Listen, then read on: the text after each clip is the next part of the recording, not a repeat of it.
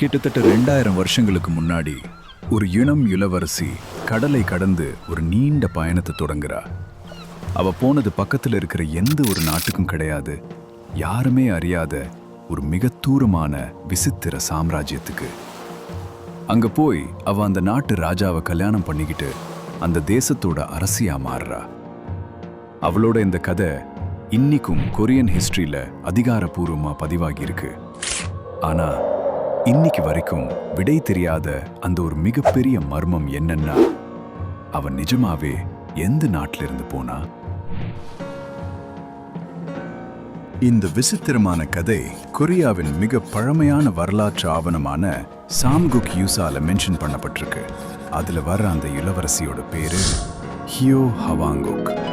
அந்த வரலாற்று குறிப்புகள் படி அவ கடலுக்கு அப்பால் இருக்கிற ஏதோ ஒரு தூர தேசத்திலிருந்து வந்ததா சொல்லப்படுது. அவ தன்னோட ஆட்களோட ஏகப்பட்ட விலை மதிப்பற்ற பரிசுகளோட ஒரு பிரம்மாண்டமான கப்பல்ல கொரிய கடற்கரையில வந்து இறங்கினதா அந்த பழங்கால புத்தகம் ரொம்ப தெளிவா விவரிக்குது.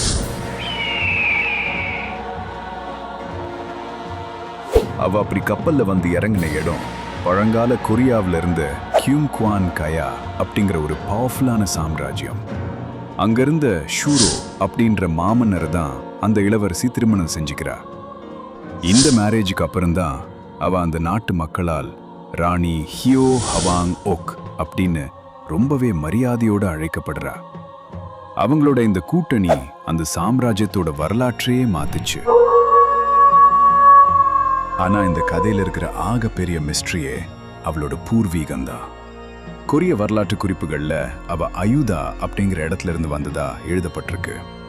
ஆனா இன்னைக்கு இருக்கிற வரலாற்று ஆய்வாளர்களால அந்த அயுதா நிஜமாவே எந்த இடம்ன்றத ஆக்யூரேட்டா கண்டுபிடிக்க முடியல.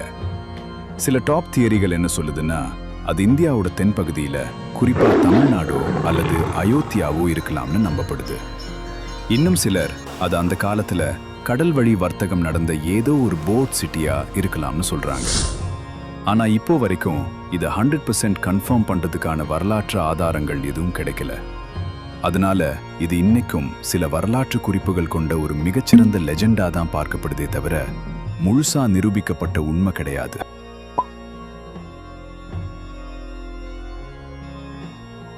கொரிய பாரம்பரியத்துல இன்னைக்கும் ராணி ஹியோ ஹவாங்கோக் மிக உயர்ந்த இடத்துல வச்சு மதிக்கப்படுறா. இன்னைக்கு கொரியால இருக்கிற பல மில்லியன் மக்கள் தாங்க எல்லாரும் அந்த சோழ இந்திய இளவரசி மற்றும் கொரிய மன்னர் சூரோ வம்சாவளியோட நேரடி வாரிசுகள் என்று ரொம்பவே பெருமையா நம்புறாங்க. அவளோட இந்த கதை கொரிய மக்களின் கலாச்சாரம், அடையாளம் மற்றும் பாரம்பரியத்தோட ஒரு பிரிக்க முடியாத மிக முக்கியமான பகுதியா இன்னைக்கும் வாழ்ந்துட்டு இருக்கு. ஒரு இளவரசி எல்லையற்ற கடலை தாண்டி ஒரு தூர தேசத்துக்கு போறா.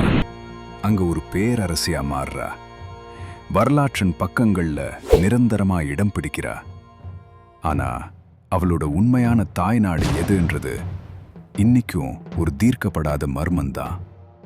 ஆனா அந்த மர்மம்தான் 2 வேறுபட்ட கண்டங்கள்ல இருக்கிற கலாச்சாரங்களை இன்னைக்கும் ஒன்னா இணைச்சு வச்சிருக்கு. 2000 வருஷங்கள் கடந்தும் கடலுக்கு அப்பால் நடந்த அந்த ராஜரீக பயணம் இன்னைக்கும் வரலாற்றுல எதிரொலிச்சுட்டே இருக்கு.